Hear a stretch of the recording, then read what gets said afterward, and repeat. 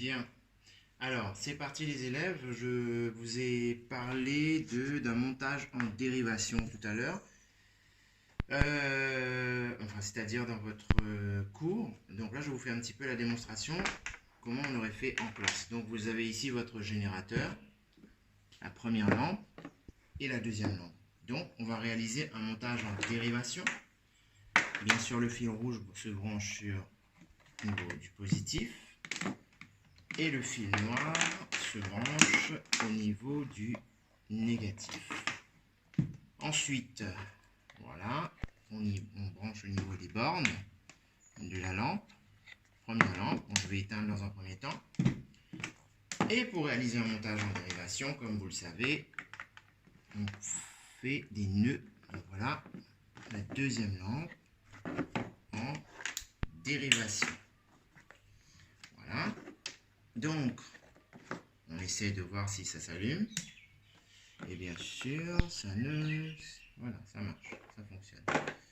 On est bon, on est bon. Alors, on a donc ici un montage en dérivation avec des branches, la branche principale. Donc, vous voyez, la branche principale se trouve ici, ou même cette branche. La première branche dérivée se trouve dans cette zone.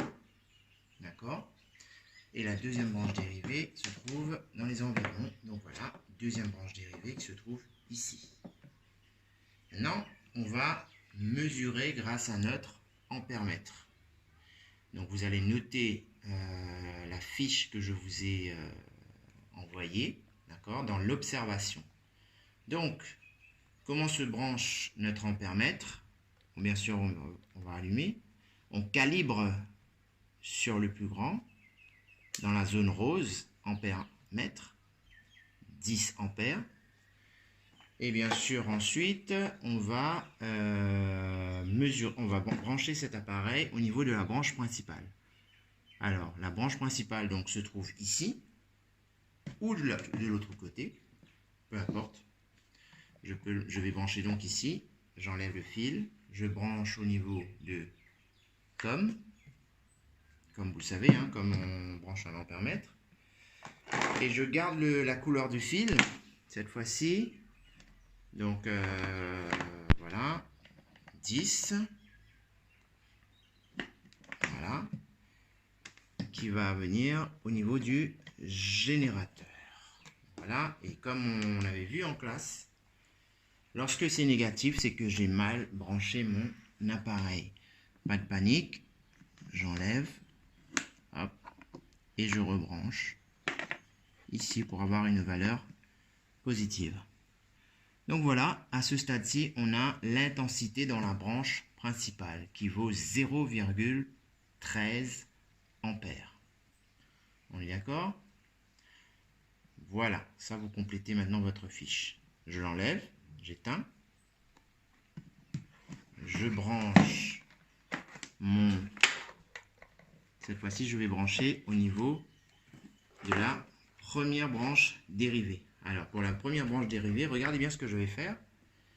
Je vais tout débrancher ici. Je vais le mettre là, au niveau de 10 ampères. Je mets au niveau du COM. Voilà. Et j'allume. D'accord. Et vous voyez que c'est toujours négatif, pas de panique. Tout à l'heure, c'était 0,13 ampères. Et j'ai 0,10 ampères. Donc ça, c'est pour l'intensité dans la première branche. Donc j'ai I1 pour la première branche principale. I2 ici, j'ai 0,10 ampères pour la première branche dérivée. Je remets tout maintenant. Je redébranche. Voilà, hop. Je remets là où c'était. Voilà. Maintenant, j'arrive à la deuxième branche dérivée. Je débranche, comme, et 10, tout à l'heure, comme tout à l'heure, hop, et on branche, bien sûr, comme c'est négatif, on rebranche. Et voilà, on a 0,03 ampères. D'accord? On récapitule, on avait 0,13 ampères, 0,10 ampères pour la première branche et 0,03 ampères pour la deuxième branche. Est-ce qu'on est d'accord? Là, à partir de là, vous allez pouvoir compléter votre fiche par rapport à l'observation et puis faire votre interprétation et conclure. Alors maintenant, je vais vous montrer autre chose. Je vais tout redébrancher. Voilà. Je redébranche tout. Fumeur large. Et là, cette fois-ci, regardez ce que je vais faire. Vous avez déjà vos résultats, mais là, c'est en plus.